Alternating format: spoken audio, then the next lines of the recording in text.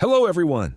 This is BL Confession Room, a channel dedicated to telling forbidden BL stories that will leave you speechless. This is the story of an Omega whose heat erupts inside an overcrowded cell, and the Alpha Guard who carries him into isolation realizes the system will never let him go unless there's one legal loophole left: a marriage contract. Don't forget to support the channel with a like and subscribe so you don't miss the next forbidden BL story. And tell me what city you're watching from. Noah learned early that prison was not built to correct anyone. It was built to file people into neat columns and keep them there until the right signature appeared. In that place, a name mattered less than a label. His label, Omega, followed him like a stain that inked every decision made about him. It meant he was never treated as just another inmate. He was a liability in a report, a threat to order, and in the ugliest corners of other people's minds, something that could be used. The block was overcrowded in a way that turned human beings into obstacles. Beds were stacked in cramped tiers like metal ribs, and the aisles between them were so narrow that shoulders brushed even when no one wanted contact. The air never fully cleared. It carried sweat, cheap soap, damp fabric, and the sour edge of constant stress. The lights stayed half bright through the night, buzzing like insects behind the walls. Sleep came in fragments that never reached rest. Noah counted those fragments the way he counted everything now: minutes, steps, pills, safe breaths. He kept himself small by habit, not by nature. He had learned which corners of the room were watched and which were ignored. He learned how to angle his body so he looked tougher than he felt, how to keep his expression blank so no one could read panic in it. He spoke only when he had to. He ate fast. He showered faster. He folded himself into his bunk like a knot and trained his mind to float somewhere else. The only real defense he had was chemistry. Heat suppressants were contraband adjacent, officially controlled, unofficially everywhere. Noah bought them at a terrible cost. Sometimes it was commissary credits. Sometimes it was favors that tasted like ash afterward. Each pill was a stolen week of stability, a bribe paid to his own biology. He treated the bottle like a relic, counting doses with the careful focus of someone rationing oxygen. He took them on a schedule so strict it became prayer: morning, night, and never too late. Even then, the body did not belong entirely to him, not in a place built to strip ownership from people. That morning started with small wrongness. He woke to a thin film of sweat on his neck and a heat behind his eyes that felt like a fever but wasn't. The block noise pressed in. Coughing, metal clinks, someone laughing too loud to prove something. Noah sat up slowly and waited for his pulse to settle. It didn't. It climbed, steady and relentless, as if a second heartbeat had woken inside him. He reached under his mattress for the bottle and shook it once. Too light. His fingers tightened. He poured the pills into his palm and saw the truth he had tried to avoid. He had miscounted. Or someone had taken a dose while he slept. Or the last pill had been crushed into powder and stolen anyway. The reasons didn't matter. Only the result did. His throat went dry. No, not here. He swallowed anyway, even without a pill, swallowing air as if air could become medicine.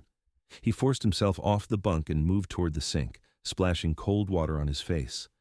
The water was barely cold, barely clean. It did nothing. The warmth under his skin spread like ink in water, blooming outward. His heartbeat shifted into a different rhythm, faster and lower, animal in a way that humiliated him. By the time he turned from the sink, he felt it in the worst way. Scent.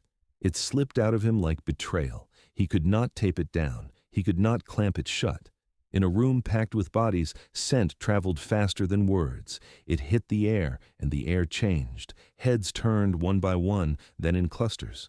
Conversations thinned, then sharpened.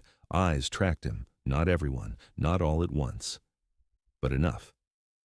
Noah saw the moment hostility changed shape. It was the moment boredom found a target. Someone muttered something low, a sound halfway between a laugh and a warning. Someone else shifted off a bunk, stretching like a predator that had been waiting for permission. The block had its own rules, unwritten but absolute. Heat in general population was not an inconvenience. It was an announcement, an invitation, a countdown. Noah backed toward the wall, feeling the concrete against his shoulder blades. He tried to breathe through the surge, tried to force his scent down with sheer will. He tucked his chin, kept his hands visible, kept his stance firm, as if posture could replace chemistry. His mind started doing what it always did in danger, breaking time into pieces small enough to survive, make it to count, make it to the next guard walk-through, make it 10 minutes, make it 5, make it 1. He swallowed again, hard enough to hurt. Please, just hold. His body did not listen. Heat rose in waves, each one higher than the last, turning nerves into live wire.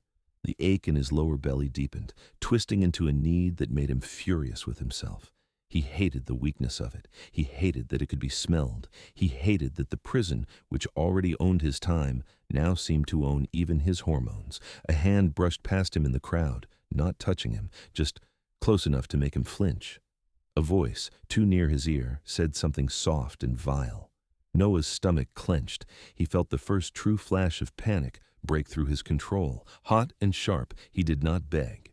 He had learned begging made people crueler. He planted his feet and stared forward, forcing a hard expression onto a face that wanted to crack. The wall behind him was solid, but the space in front of him felt like it was narrowing, closing in. The air thickened with attention. Breath carried heat and hunger and the dirty thrill of opportunity. Noah's fingers curled into fists until his nails bit his palms. He tasted metal. He kept his eyes up because looking down felt like surrender. Heat did not care about survival plans. It tore through them like paper. And somewhere in the block, a key ring jingled in the distance, a sound that meant authority was approaching, but not yet close enough. Not yet fast enough. Noah's heart hammered against his ribs, and his body whispered the same cruel truth over and over. Too late, too late, too late. Elias Ward had worked corrections long enough to hate the sound of keys.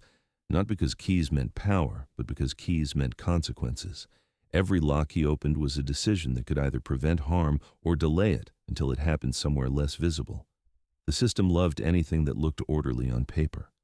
It did not care what order cost the bodies inside it. He was an alpha, but he was not the kind the block admired. He did not swagger. He did not flirt with authority. He did not treat the uniform like armor. He showed up, kept his voice level, kept his hands steady, and wrote reports that were too precise for the supervisors who preferred vague language. Distance was survival in a place designed to grind empathy down to dust. He stayed distant on purpose. That morning, the air changed before he reached the unit. It hit him in the corridor like a bruise you felt before you saw it. Omega scent, sharp and uncontained, threaded with panic. Not a controlled trace that could be explained away as stress. This was raw, blooming, and wrong in open population. Elias felt his instincts tighten, not with hunger, but with alarm. Heat scent didn't simply announce biology. In a packed block, it announced a vulnerability the environment would try to exploit. He rounded the corner and read the room the way he always did, fast and silent. Faces first. Not what they said, but what they stopped saying. Conversations thinning, bodies straightening, eyes narrowing into focus. The crowd shifted in small increments, like water finding the lowest point. A ripple of anticipation moved through the bunks and benches, ugly in how familiar it looked. Then he saw the Omega. Noah stood pressed near the wall, shoulders locked, jaw clenched hard enough to whiten the skin around his mouth. He looked like he was trying to become stone. His eyes were wide, bright with a fury that barely contained fear. His scent was the opposite of stone. It spilled into the air in helpless waves, each one louder than the last. Elias felt cold anger rise in his chest, the kind that came when the rules pretended to protect the vulnerable while actually protecting the institution. He knew protocol by memory. Heat incidents were to be documented. The inmate isolated if possible.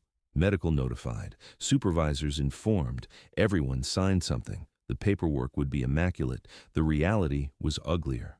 Isolation wasn't care, it was storage. Medical arrived when it arrived, and an Omega in heat became an administrative nightmare nobody wanted to own, because owning it meant being responsible if the nightmare turned into a headline. Elias watched the first movement toward Noah, casual at first, as if someone was just stretching, just drifting closer, just testing space. A hand lifted, not touching yet, but near enough to make a point. Noah flinched, then held himself still, refusing to shrink further. Elias took one step forward, then another. He did not raise his voice. He did not bark for dominance. He used the tone that cut through chaos because it carried certainty. Back now. It was only a few words, but it landed like a door slamming. A couple of inmates paused, weighing the consequences. Others did not. The block had its own momentum, and momentum loved excuses. Elias felt it in the air, the way attention sharpened into something predatory. If he hesitated, if he tried to negotiate, the next seconds would turn into a report written with fake neutrality. Inmate altercation, injuries sustained, situation contained. That word was the prison's favorite lie. He called for assistance with a code that sounded routine, even as his pulse jumped. He moved toward Noah in a straight line, not fast enough to look afraid, not slow enough to invite challenge. When another body drifted into his path, Elias shifted his stance and cut the space off. He became a wall because walls were the only language the block respected. Noah's eyes met his. There was no pleading there, no begging.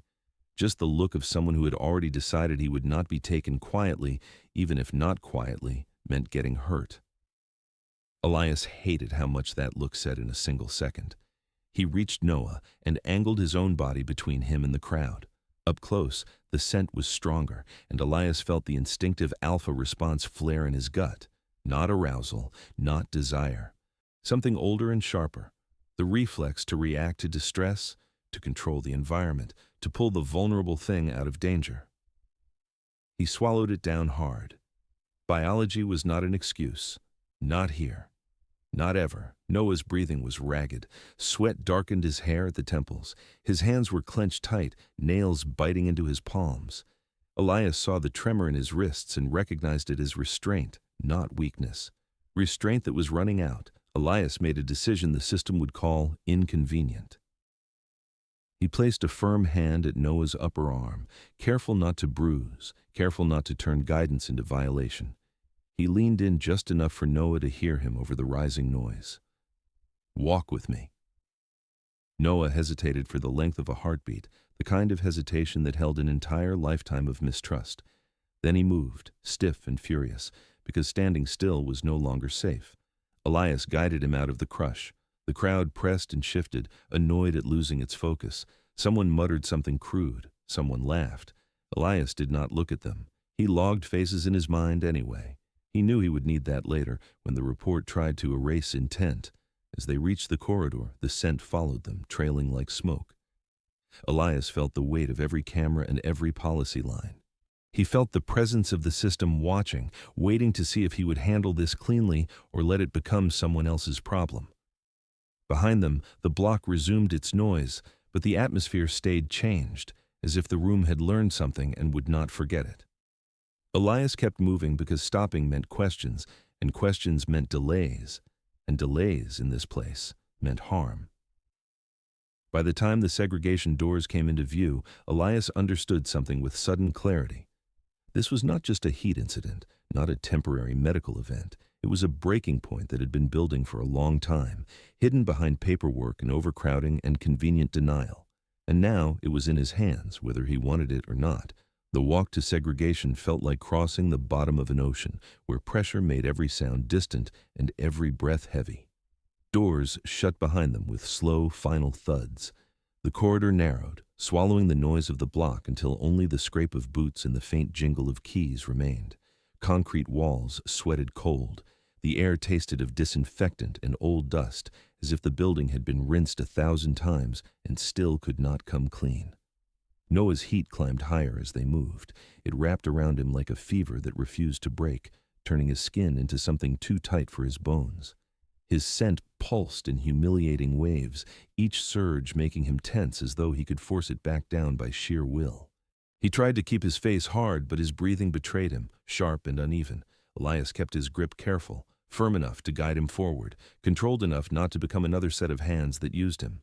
Even so, when the cuffs shifted against Noah's wrists, Noah flinched like his body could no longer tell the difference between restraint and threat. His voice scraped out, small and furious. "Not like this." Elias did not answer with reassurance. Reassurance was easy to fake in a place like this. He answered with action, angling his body to block the sightline of passing staff, moving faster when he sensed a pause might invite questions. The institution loved questions. Questions created delays. Delays created incidents. Segregation greeted them with colder air and harsher light. Bleach stung the nose. Metal rails ran along the walls like bones. A bored officer at the desk glanced up, registered the omega scent, and looked away as if an omega in heat was just another maintenance issue. The door to the cell opened with a drag of hinges. Inside was a box, a cot bolted to the wall, a stainless toilet, a drain in the floor, and a camera eye fixed above the door. The camera was the real occupant. It didn't protect. It recorded. Noah stumbled in and caught himself on the edge of the cot, shoulders shaking as he fought the next wave. Sweat beaded along his spine and darkened the collar of his uniform. His scent spiked again, sharper now, and his body answered it with a cruel echo of need that made his throat tighten in shame. He squeezed his eyes shut, as if darkness could hide him from the camera. Elias felt his alpha instincts flare, not as desire, but as a primitive demand to fix what was wrong, remove the threat, steady the breathing, make the distressed body safe. He hated that instinct because it was too easy for men in this job to dress control up as care. He forced his hands to stay open and visible, forced his posture to remain neutral. He stepped back to the threshold and keyed his radio. He requested medical with language that sounded clinical and clean. Omega experiencing heat, immediate evaluation required, risk of injury if returned to population. He filed the incident report on his handheld unit, choosing words like preventative, isolation, and security concern because those were the words administrators respected. Human words never made it past review. He knew what would happen next. Medical would arrive late, annoyed, understaffed. Someone would call it protocol. Someone would point at the camera footage and say the facility had acted appropriately. If Noah broke down, if he panicked, if he begged, it would be written as non-compliance. The blame would drift toward him the way it always did, settling on the smallest shoulders. Noah's hand went to his abdomen, protective and automatic, as if he were shielding something fragile from the walls themselves. The motion was small, but it changed the air. It was not the gesture of an inmate guarding pride. It was the gesture of someone guarding life. Elias noticed the slight curve he had missed in the chaos of the block, the careful way Noah shifted his weight to ease pressure, the way his breathing hitched when he moved too quickly. Pregnancy, heat, pregnancy, overcrowding, a locked room with a camera and a cot. The system had put a ticking bomb in a sealed box and labeled it procedure. Noah opened his eyes and stared at the door like it might vanish if he looked away. His voice came out thin, raw. "Don't leave me here." Elias held the key ring so tightly it bit into his palm. He could not promise what the system would not allow. He could not undo the architecture of indifference with one good intention, but he could at least refuse to pretend this was safety. He looked up at the camera, then back at Noah, and answered with the only truth that mattered. "I called medical. I'll make them come." Elias did not sleep after his shift. He went home, peeled the uniform off like it carried contamination, and stood under a shower that ran too hot, as if heat could burn the day out of his skin. It did not. The image stayed. Noah's eyes wide and furious, the kind of fury that was only possible when fear had already been lived through so many times it had hardened into a weapon. He sat at his kitchen table with a cup of coffee that cooled untouched. The apartment was quiet, but the quiet did not feel like rest. It felt like the pause before the next alarm. The only sound was the refrigerator hum and the occasional tick from a cheap clock on the wall. Elias kept replaying the scene in his head, looking for the moment where the situation could have gone another way, where his hands could have been slower, where policy could have been enough. He told himself it was not personal. He told himself he had seen worse, that he had done the right thing by pulling Noah out before the block turned into an incident report with bruises and excuses. But the thought kept returning, cold and clear. He had not prevented danger, he had only relocated it. Isolation was not safety, it was containment, and the system loved containment because containment looked clean. When he finally lay down, he stared at the ceiling until dawn bled gray through the curtains. He thought about the way the other officer's expression had barely changed when the Omega scent hit the air. Bored, irritated, as if it were weather, not human distress. He thought about the camera in the segregation cell and how everything inside that frame could be called compliant, even if it was cruel. By the time Elias returned to work, he had made a decision he did not name out loud. He was going to look deeper. Guards were not supposed to do that, not unless they wanted trouble. The safest officers were the ones who followed routine and never asked why the routine existed. Elias had survived by being careful, but careful had started to feel like cowardice. He waited until the administrative office shifted into its mid-morning lull, when supervisors were busy elsewhere and the clerks were drowning in their own piles of paper. He logged into the inmate system with his credentials and pulled Noah's profile. The first thing he noticed was how thin the file was. Not the normal thin of a new intake. The wrong thin. The kind of thin you got when someone had removed pages or when details had never been entered because they were never meant to be seen. Noah's charges were there, but they did not match his classification. Minor offenses described in bland language, yet the risk code beside them marked him as high vulnerability, high security concern. The numbers did not align. Elias had seen enough cases to know that misalignment was rarely accidental. He scrolled further. The intake summary was stamped urgent. That alone was unusual. Urgent stamps were reserved for violent offenders, gang leaders, inmates who arrived already bleeding. Noah was neither, at least not on paper, yet the file carried urgency like a bruise. Then came the transfer order. It was signed higher than it should have been, not a sergeant, not even a warden. A regional signature, the kind that only appeared when someone wanted a move to happen fast, quietly, and without questions. Elias felt his jaw tighten. He opened the notes section and found language that was more careful than it needed to be. Not the blunt, lazy notes officers usually wrote. This was polished, sanitized, a narrative shaped to hide rather than explain.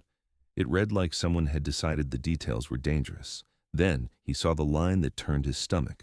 Omega status flagged, special handling required, no explanation, no protocol reference, no follow-up instructions beyond a vague recommendation to restrict access and avoid standard population exposure when feasible.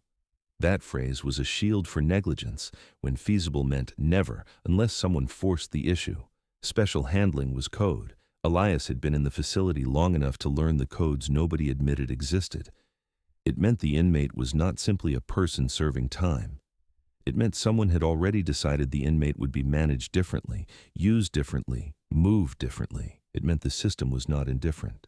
Someone inside it had an interest. Elias leaned back in his chair and stared at the screen as if it might change. The office smelled of toner and stale air.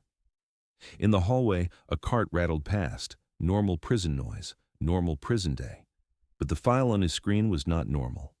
He checked the incident history.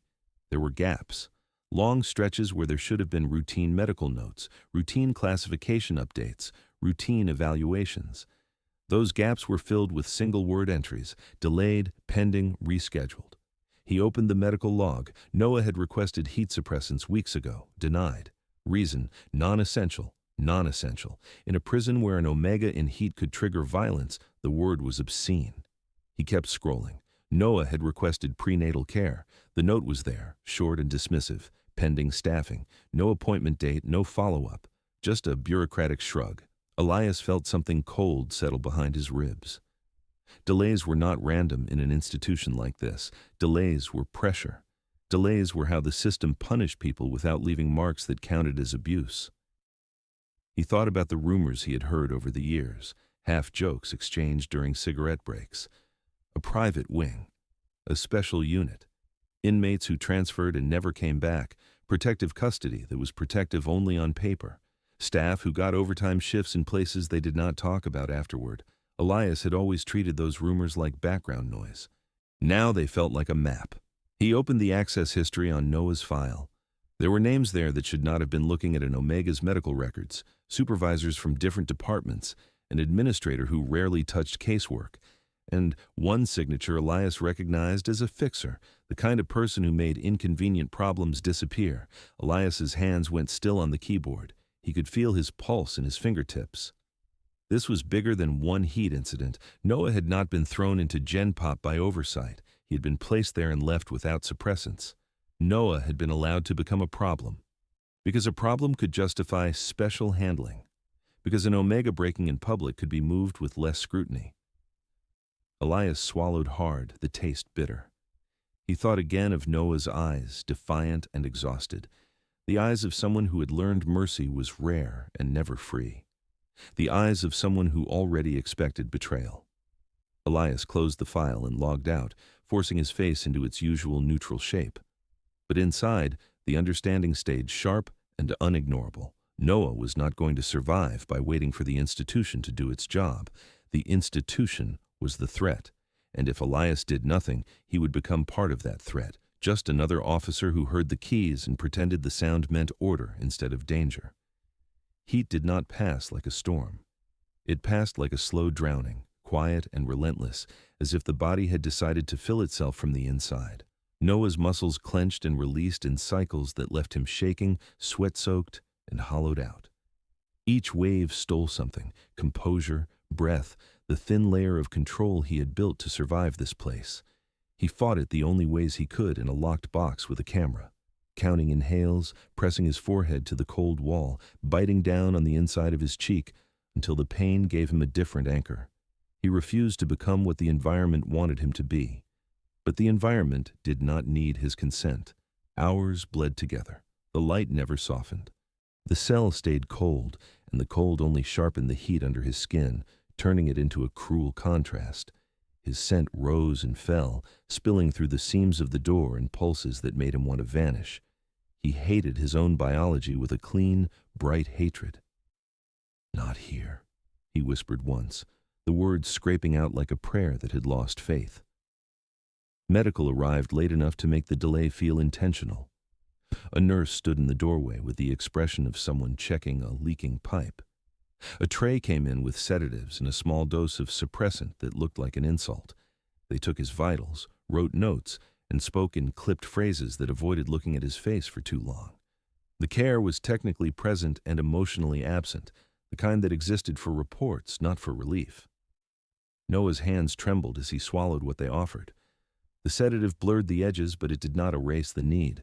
It only softened him into a weaker version of himself, slower to react, slower to fight, still trapped inside his own skin. Elias watched from the doorway and recognized the pattern like a bruise he had seen too many times. Delay first, minimal intervention second, paperwork third.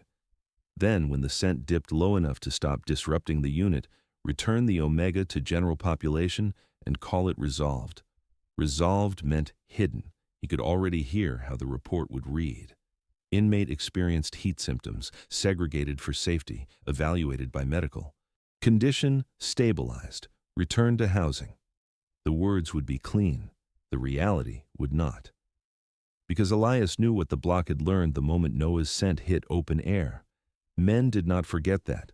Predators did not forget that. Heat announced vulnerability in a language the whole unit understood. Even if Noah never went into heat again, the memory of it would stick to him. A label layered on top of a label, and then there was the other detail Elias could not unsee now. Pregnancy. It was not written in bright ink on the door. It was written in Noah's careful movements, in the way he shifted like he was protecting a fragile center, in the way his hand had found his abdomen even in panic. Pregnancy meant Noah would be slower in a rush, more off balance in a fight, easier to corner in a crowded aisle. Elias's anger stayed quiet, disciplined, the kind that didn't burn out quickly. It turned into focus. He asked questions with the calm tone the institution liked. He requested protective custody. He requested a transfer to a safer unit. He requested medical watch until the suppressants were properly stabilized. Each request moved through channels and returned with the same dead weight of excuses. Protective custody was full. Transfer required approvals. Medical watch was not indicated. Not indicated. As if an Omega in heat in an overcrowded block, pregnant, flagged for special handling, was not a warning sign screaming in plain view. Elias pushed the paperwork higher. He copied supervisors. He used policy language. He attached the medical notes and the incident log. He kept his voice level even when he felt like slamming his fist into the wall. The system rewarded calm compliance and punished visible emotion. He refused to give it the satisfaction of calling him unstable. Every denial felt less like bureaucracy and more like pressure, applied slowly until something cracked. He returned to the segregation wing and stood where the camera could not record his face, looking through the small window in the door. Noah lay curled on the cot, arms tight around his own body as if he could physically hold himself together. His breathing was shallow. Sweat had dried to salt on his skin. The sedative had made him quiet, but quiet was not the same as safe. Noah opened his eyes and stared back through the glass, unfocused at first, then sharpening with recognition. The look he gave Elias was not gratitude. It was a blunt, exhausted question. "Are you leaving me to this?" Elias felt the question hit somewhere deep. He hated that he did not have a clean answer. He hated that the official options were all versions of abandonment wrapped in procedure. He hated that his hands were full of keys and his authority still stopped at the edge of policy. He walked away from the door and into a hallway that smelled like bleach and old metal. He leaned against the wall and forced himself to think like the system, because fighting the system with emotion was like punching concrete. What worked here was not righteousness. What worked was paperwork that changed jurisdiction, documentation that changed classification, a legal status that made administrators nervous. Elias had seen it happen before in smaller ways. A name added to an approved visitors list that suddenly made an inmate sensitive. A court order that made the facility move faster than it ever moved for pain. The institution did not respond to suffering, it responded to liability. There was one mechanism, rare and ugly and effective, that could turn Noah from disposable inmate into protected complication. Marriage. In their state, a legal spouse could petition for specific programs, for relocation, for compassionate consideration, for custody transfers under strict supervision. It was not common, it was not simple. It existed because the state liked the illusion of mercy when mercy came stamped and filed. A marriage contract would not fix the rot. It would not make the institution humane, but it could open one door. Elias returned to the small window and looked in again. Noah had shifted, his hand resting against his abdomen, the gesture instinctive even through sedation. He looked like someone trying to shield a future from a machine that only understood cages. Elias realized with a jolt that he was no longer thinking about an inmate as a category. He was thinking about a person being crushed by machinery, and machinery did not stop because someone asked nicely. It stopped when something jammed the gears. Elias began with what the system respected: paper. He stayed after shift in the cramped staff office where the air always smelled like toner and burnt coffee. He pulled policy manuals from shelves no one touched unless an audit was coming. He printed old memos that had been quietly replaced by newer language, the kind of memos that revealed what the institution once admitted was true. He searched case law summaries in the internal database, scrolling through dry paragraphs until his eyes ached, looking for the phrases that forced action. Vulnerable inmate, foreseeable harm, failure to provide medical care, pregnancy complications, duty of protection. He listened too. Not to gossip, but to the kind of whispers that survived because they were practical. One older officer, a man who had stopped pretending the job was noble years ago, mentioned a clause that still existed in the state guidelines: a spouse petition pathway. Rarely used, annoying for administration, the kind of thing the facility hated because it created oversight and deadlines. Elias moved quietly because loud intentions got sabotaged. The prison was an organism, and organisms attacked anything that threatened the status quo. If he looked like a hero, someone would cut his knees out just to prove heroes did not exist here. He filed a request for a legal consult first. That was normal enough to not raise alarms. Standard procedure for vulnerable inmates, he wrote. He attached the heat incident report with timestamps. He attached medical notes, including the delays and the minimal suppressant dosage. He included a security risk assessment based on exposure in general population. He used clinical language, not moral language, because morality could be ignored and liability could not. He requested evaluation for alternative custody placement due to pregnancy complications and elevated threat level.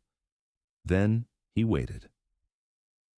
The administration stalled the way it always stalled.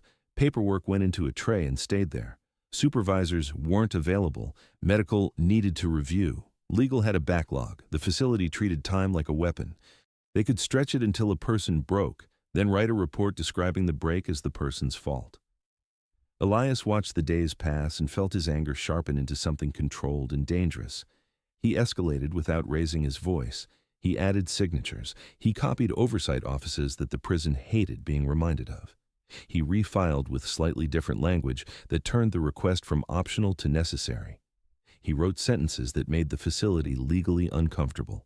Foreseeable risk of assault, documented denial of suppressants, medical neglect concerns, potential harm to fetus. He did not use the word cruelty. He did not need it. The facts were heavy enough on their own. While the institution delayed, Noah changed. Elias saw him through small windows and security glass, in brief moments when staff moved him from one place to another. Noah grew thinner, his cheeks hollowing in the way that came from stress and poor sleep more than lack of food.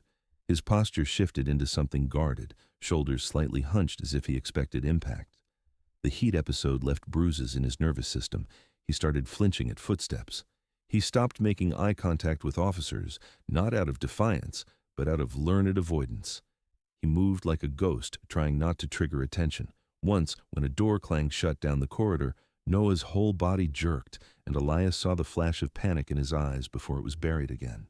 Noah's lips moved around a sound that did not fully become words, but the meaning was clear. Not again. Elias felt sick, not because he was surprised, but because he understood the trajectory. Vulnerable inmates did not stay vulnerable in the same way.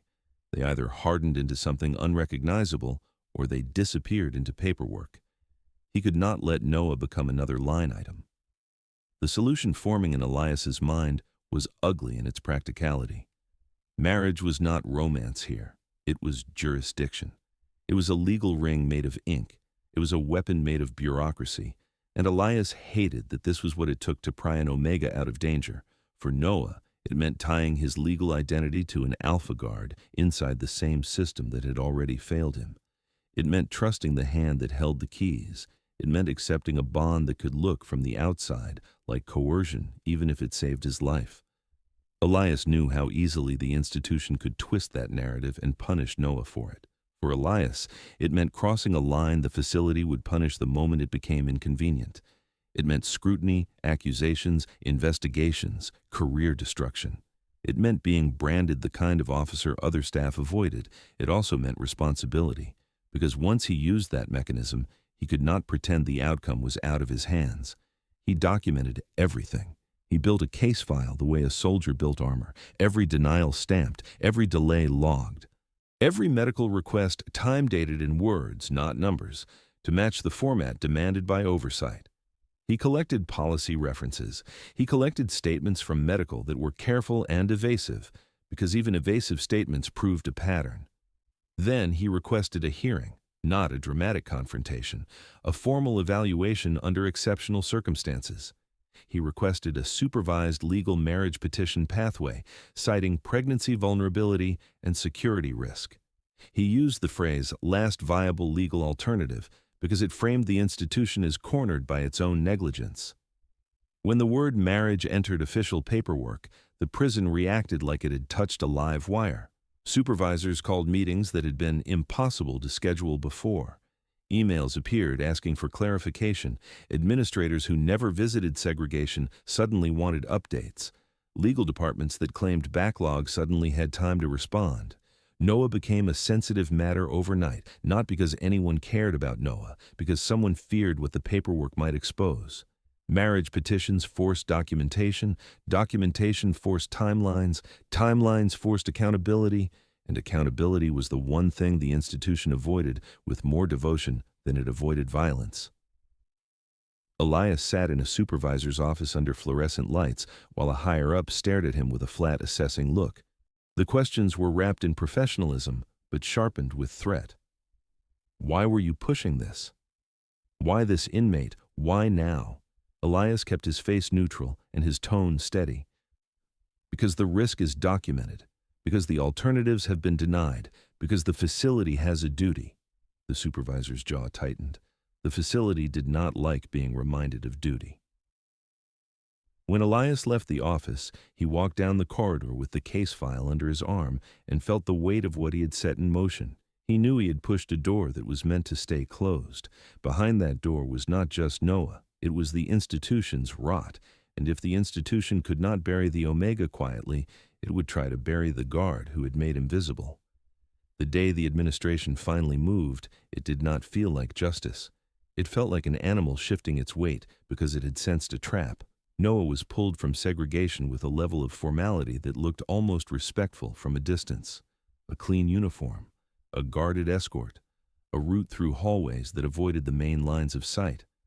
The facility was not protecting him, it was protecting itself from witnesses. Even the air felt different, less chaotic, as if the prison had decided to behave for the cameras it could not control. The interview room was small and too bright, a box with a table bolted down and chairs that never sat comfortably. The walls were painted a neutral color meant to look harmless. A camera lens stared from a corner, unblinking. Someone slid a paper cup of water across the table, as if that gesture alone could be mistaken for care. Noah sat with his spine straight because slouching felt like surrender. His hands trembled, barely, the kind of tremor he could not fully hide after what his nervous system had been through. Heat left bruises that did not show on skin. It lived in the way sound startled you, in the way your breath shortened when a door clicked shut. Pregnancy added its own quiet strain, a persistent weight and tenderness that reminded him with every movement that he was not only fighting for himself anymore. The people across from him wore calm faces and practiced voices. Their caution was rehearsed, not compassionate. They asked about Officer Ward, but they did not ask the way someone asked out of concern.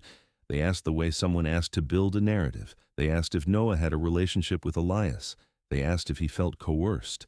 They asked if he had ulterior motives. Each question was shaped like a net. Each one carried the same underlying assumption. An Omega surviving must be manipulating, because the institution could not tolerate the idea that survival might require courage instead of scheming. Noah kept his voice steady. He had learned long ago that softness was treated like weakness, and weakness was treated like permission. He spoke with the flat clarity of someone who understood that every word could be turned against him. I asked for help. I was denied. His voice cracked on the last word, and he forced it back into control. That's all. The administrator's expression did not change. The pen moved across paper. Notes were taken that would later be described as objective, even if they were shaped by prejudice. Elias was not allowed in the room. He stood outside close enough to hear muffled tones through the door, far enough to be powerless. The institution wanted Noah alone. Alone meant pliable. Alone meant the story could be guided. It was the same tactic the prison used everywhere. Separate the vulnerable from any support and call the separation procedure. But Elias had anticipated the isolation. He had built safeguards the only way he could, by making silence expensive. Oversight offices had been copied on every major filing. External legal advocates had been notified in careful, non-inflammatory language. Dates and times were written out and logged. Every delay had a timestamp. Every denial had a signature attached. Elias had created a paper trail thick enough to make the facility sweat. The administration's true fear was not the marriage itself. It was what the marriage would force them to admit on record. A marriage petition, under exceptional circumstances, required justification. Justification required documentation. Documentation required someone to explain, officially, why an Omega had been left without suppressants, why prenatal care had been delayed, why a known heat incident had occurred in overcrowded general population, and why segregation had been used as a substitute for treatment. They could bury an inmate. They could not easily bury an audit. That was why the mood in the building changed. That was why supervisors suddenly had time. That was why the interview happened now, not later. The prison was not responding to Noah's suffering. It was responding to the risk of being exposed. When Noah was escorted back down the hallway, an officer handed him a folder thicker than any inmate usually received. Inside were conditions, written in smooth legal language that pretended to be neutral. The facility would allow the petition to proceed, under strict terms, confidential, fast-tracked, minimal publicity, restricted access to records, no media exposure, no external interviews, no complaints filed beyond the agreed channels. And then the line that made Noah's stomach turn, sharp and immediate, non-disclosure, freedom in exchange for silence. Noah stared at the page as if it might blink. The words were clean. The intent was filthy. The prison was offering a compromise the way a corporation offered settlement, not because it was sorry, but because it wanted the problem to stop being visible. Silence had been forced on Noah his whole life. Silence had been the price of surviving abuse before prison. Silence had been the price of being believed by no one. Silence had been the price of not being punished for being an Omega who made other people uncomfortable. He felt the familiar rage rise, hot and choking. He wanted to tear the paper in half. He wanted to spit on it. He wanted to say no and mean it. Then his hand drifted to his abdomen, protective and automatic. The gesture anchored him in reality. Not the moral reality of what was right, but the physical reality of what was necessary. His child did not need principles. His child needed air, food, safety, medical care. His child needed a world outside concrete walls. Noah swallowed hard. "You're buying my voice," he said, barely above a whisper, the words escaping before he could stop them. The escorting officer pretended not to hear. The only door that opened outward was built from the same ugly materials as the prison itself: paperwork, liability, silence. It was not a noble door. It was a cracked, compromised exit carved out of the institution's fear. Noah looked down at the signature line and felt the weight of the choice settle in his bones. Freedom for silence. A bargain the system could not ignore, because the system feared the truth more than it feared cruelty. And Noah, breathing shallowly, chose the only thing he could afford to choose. The door. There was no white, no flowers, no music. Just fluorescent lights that made skin look sickly and a pen chained to a clipboard like everything else in the building. The air smelled of stale paper, disinfectant, and something metallic that always lingered near locked doors. Even the silence felt supervised. The marriage took place in a small administrative office tucked behind a corridor marked "Staff Only." It was not meant for beginnings. It was meant for forms, signatures, and the quiet machinery of control. The desk was crowded with paperwork spread out like a surgical field, each page positioned with clinical precision. Lines for initials, lines for signatures, boxes for dates written in words. The prison had turned a human bond into a sequence of check marks. 2 witnesses waited near the wall, chosen not for kindness, but for compliance. A clerk sat behind the desk with a bored face and tired eyes, reading legal language as if reciting a list of inventory. The words were meant to sound neutral, but neutrality in a cage was another kind of violence. Everything was designed to look clean enough for oversight, while remaining cold enough to discourage hope. Security cameras watched from corners. They did not record memory. They recorded liability. Noah stood too straight, as if posture could keep him from cracking. His skin was pale under the harsh light. His scent was muted, smothered by suppressant medication and fear, but fear had its own smell, thin and sharp. He held his hands in front of him because he did not know what else to do with them. He looked less like someone beginning a new life, and more like someone stepping onto thin ice, because drowning behind him was guaranteed. His belly was still only a gentle curve beneath the uniform, but he carried it like a secret everyone wanted to pretend was not real.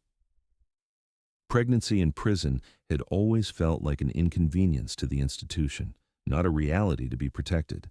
Now, because of a signature waiting on paper, it was suddenly treated like something that mattered. The change was so abrupt, it felt obscene. Elias entered the room in uniform, but he moved as if the uniform had gained weight. His face stayed calm, his posture controlled.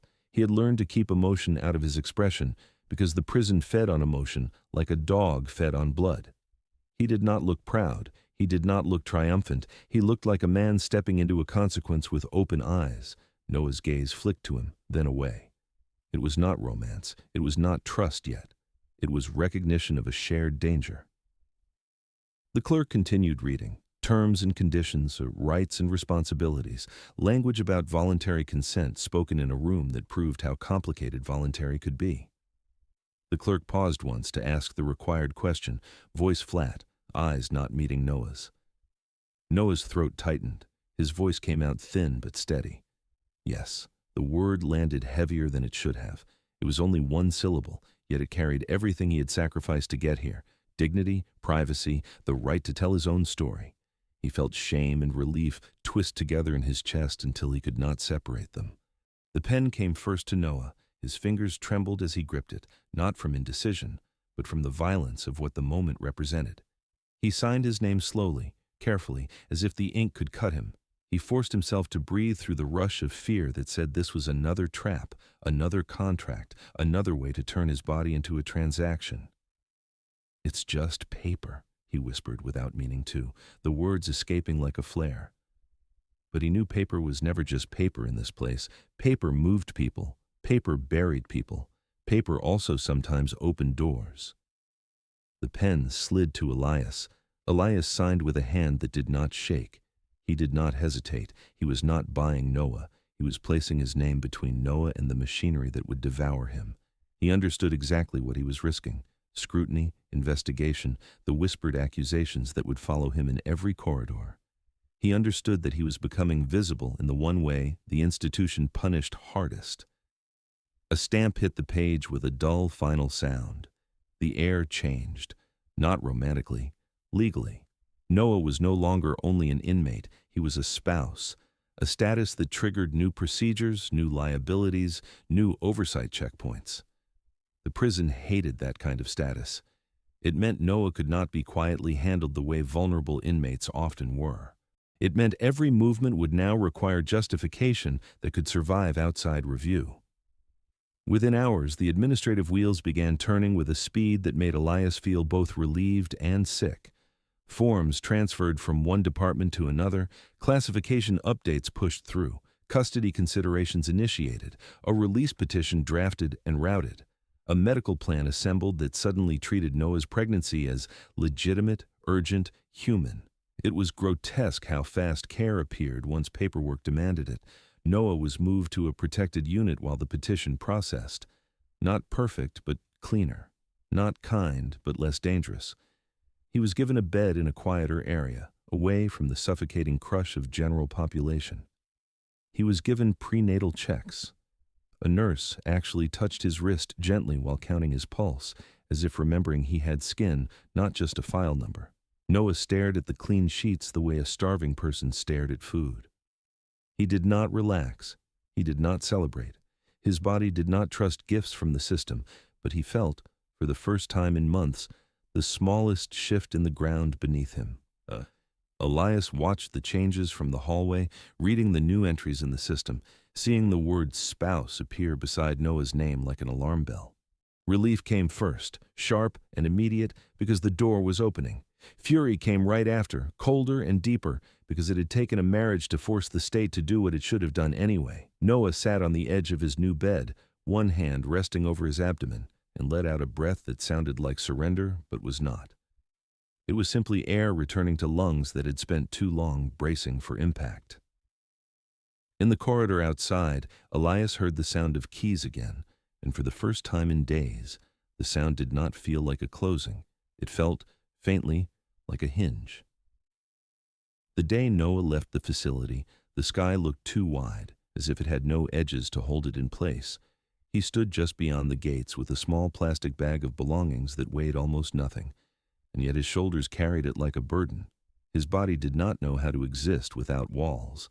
The air outside tasted cleaner, but it also felt unfamiliar, like breathing after holding it for too long and realizing the lungs had forgotten how to relax. Behind him, the prison remained exactly what it had always been: concrete, wire, cameras, routine.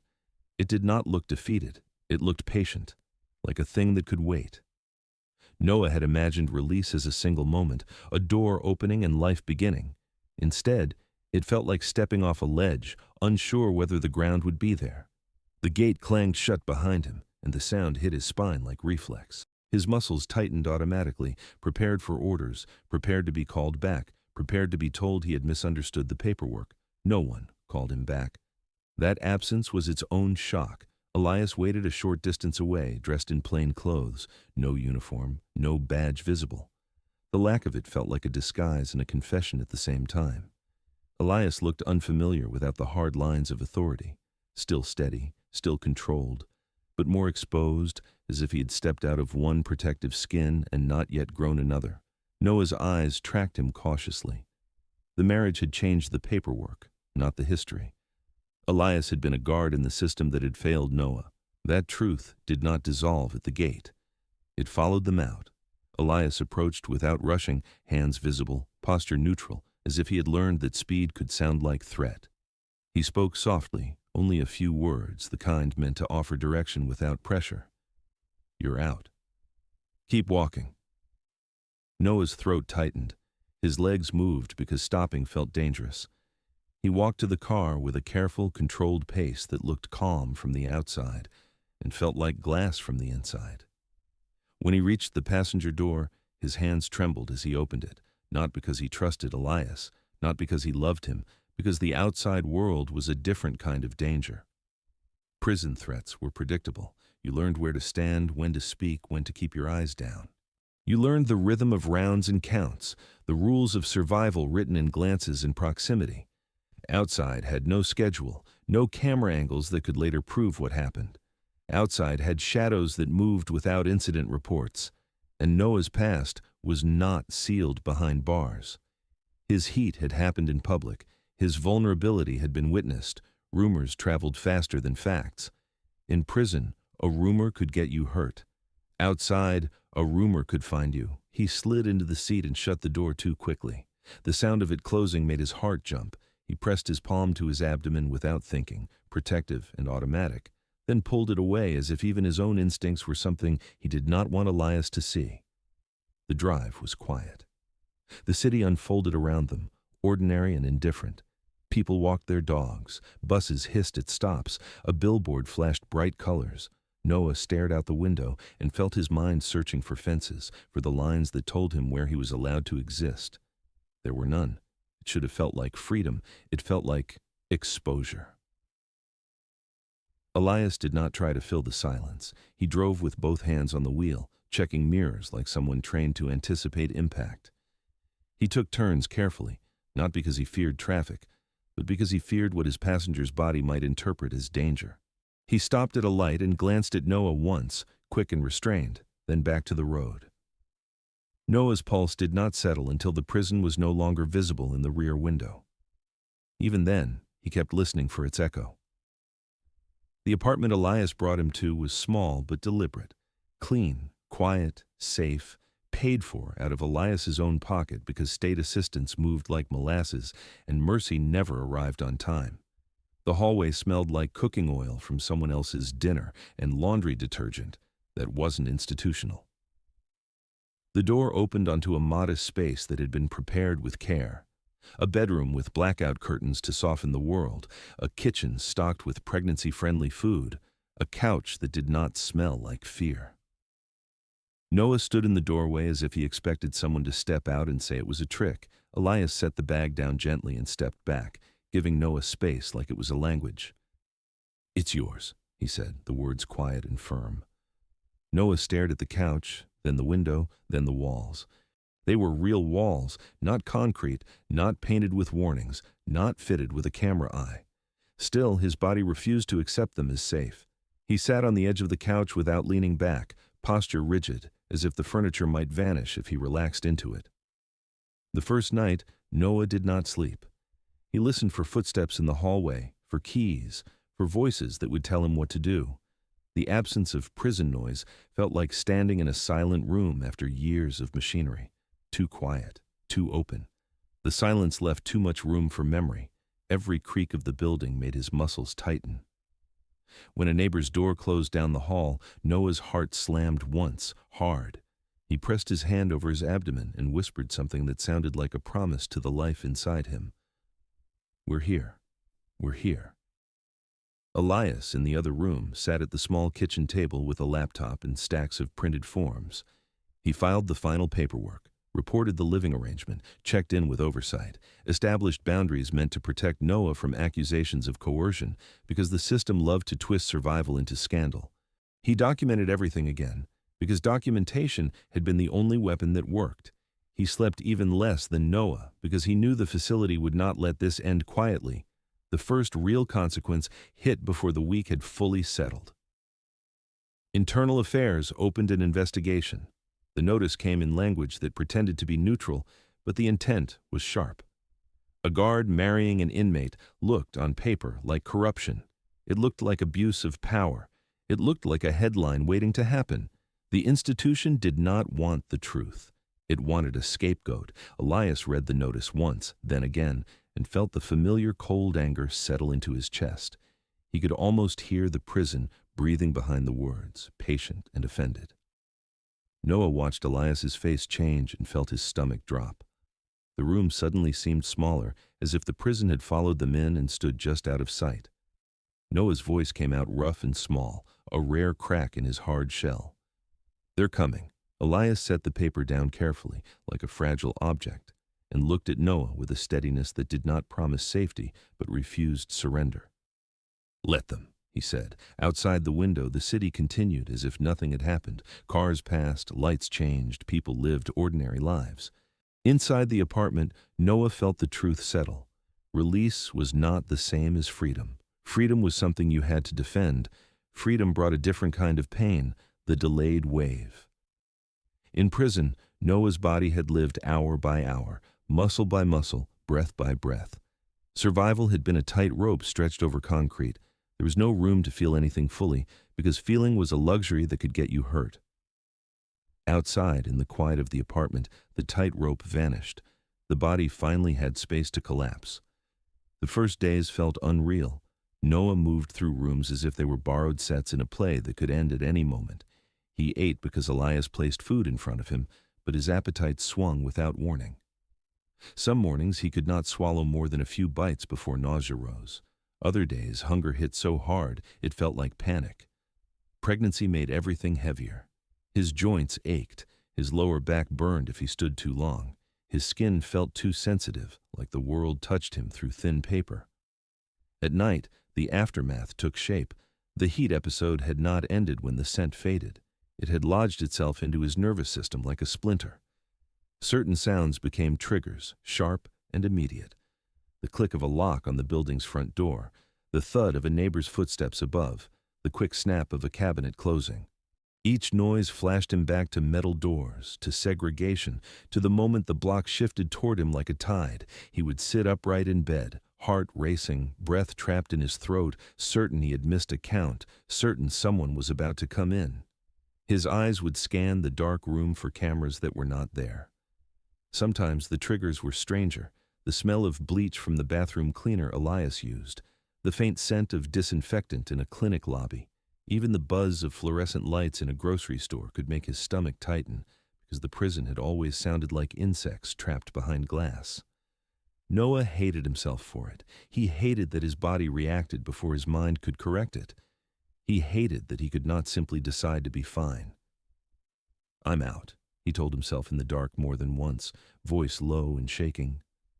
"I'm out." The words did not always reach his pulse. Elias arranged medical care with a quiet efficiency that looked almost gentle from the outside.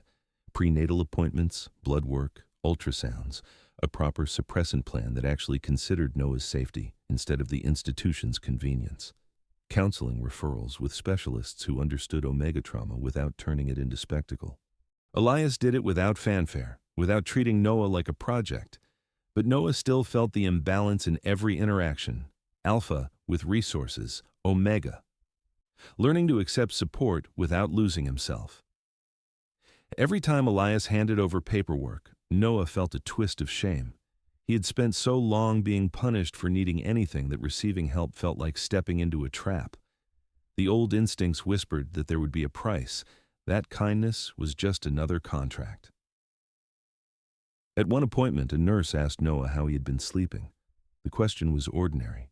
Noah's throat closed anyway. His eyes burned. He stared at the floor and forced his voice out, measured and careful. "Not much?" The nurse nodded as if that was expected, as if the world had room for that truth. Noah hated how close he came to breaking down in a room that smelled clean. After the appointment, he sat in the passenger seat while Elias drove, and his hands trembled with the leftover adrenaline of being seen. He pressed his palm to his abdomen and tried to anchor himself in the steady movement of the car, in the living proof that time was moving forward.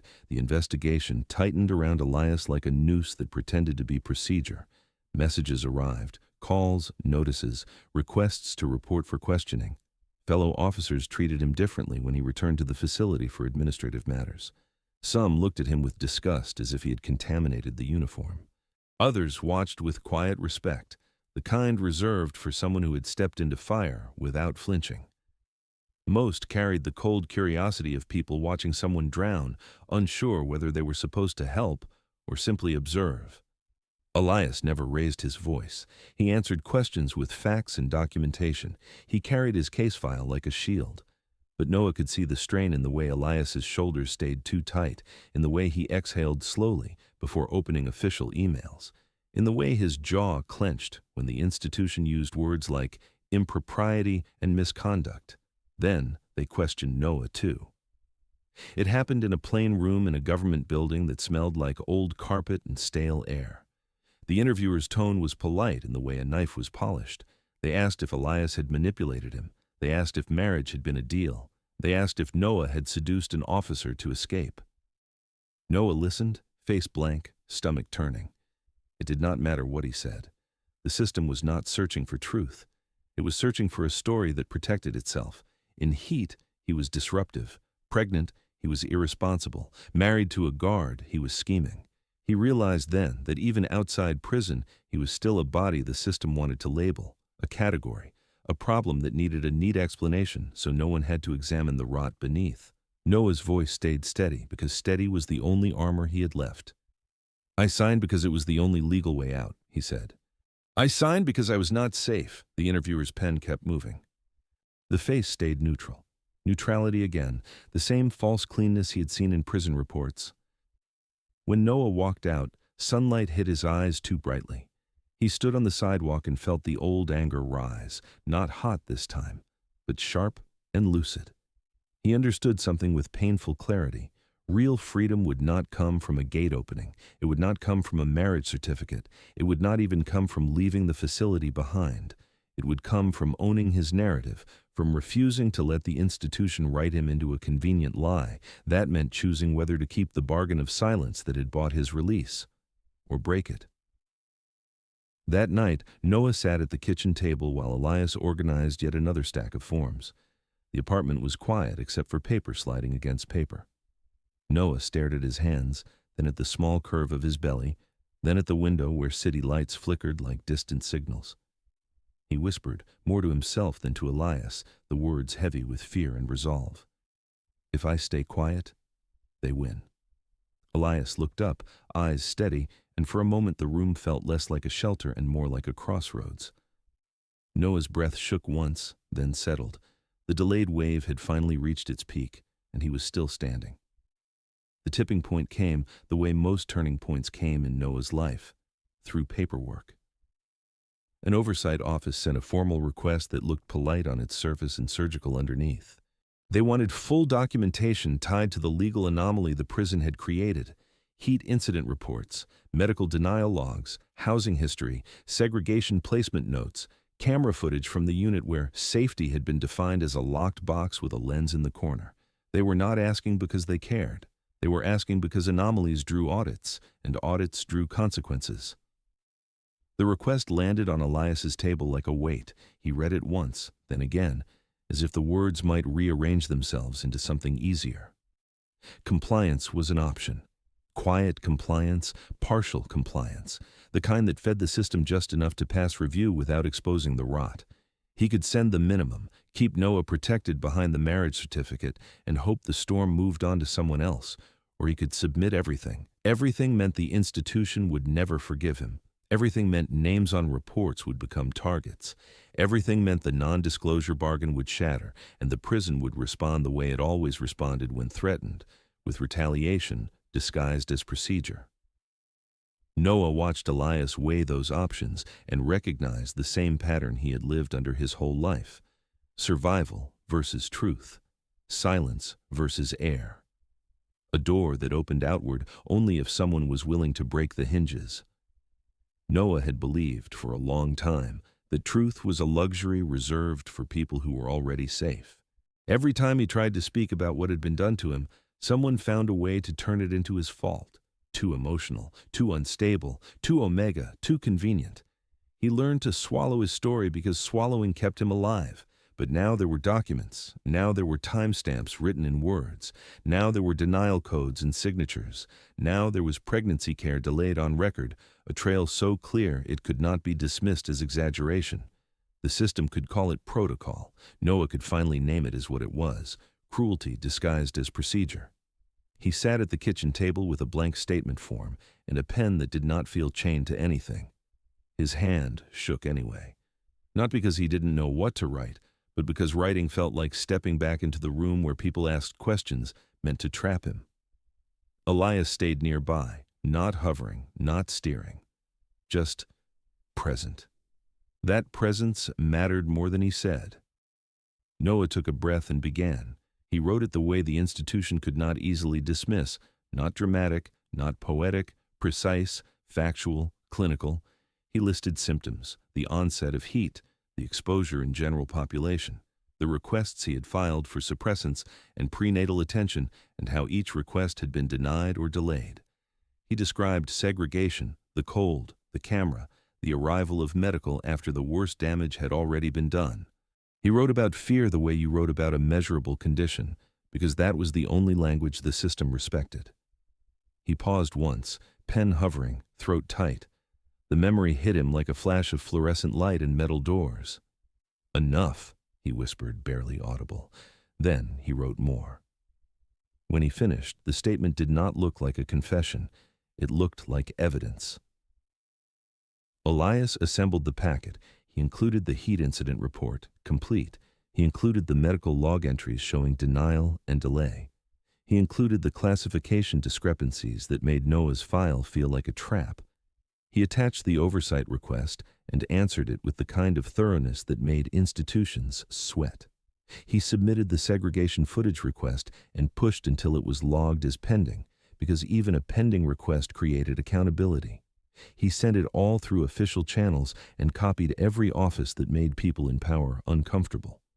The backlash arrived fast, as if it had been waiting just outside the door. Elias was suspended pending investigation. His access credentials were cut off. His name began circulating through internal channels with the kind of language that turned a person into a problem. Colleagues who used to nod at him in hallways suddenly looked away. Others stared too long, as if trying to decide whether he was brave or stupid. Anonymous calls appeared. Messages that contained no direct threats, only insinuations sharp enough to slice. "You don't know what you've started. You can't protect him forever. You think you're clean." Noah felt the old panic rise, familiar and bitter.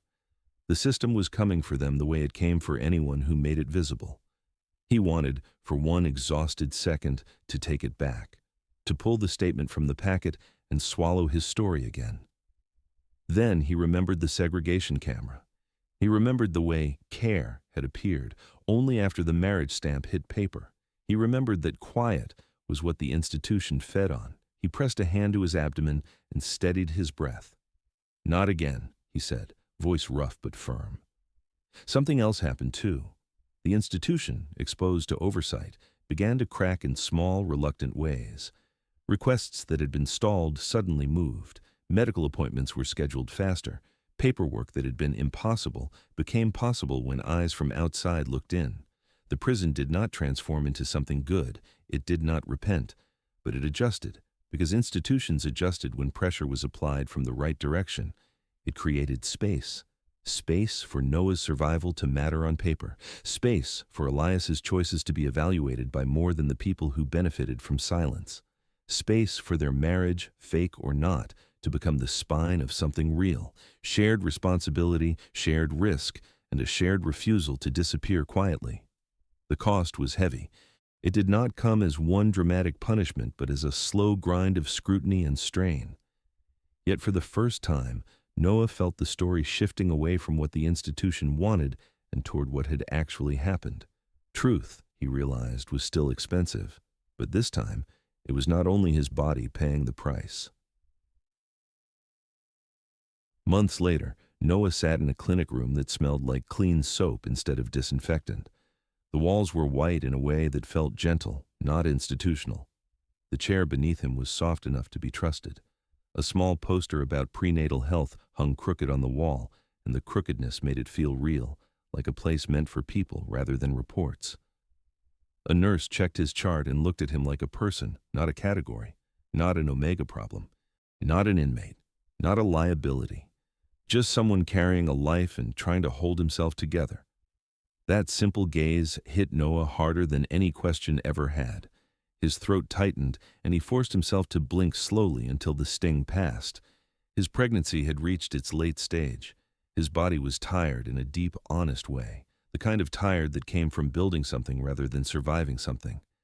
His back ached, his feet swelled by afternoon, his ribs felt crowded. Yet he was no longer starving.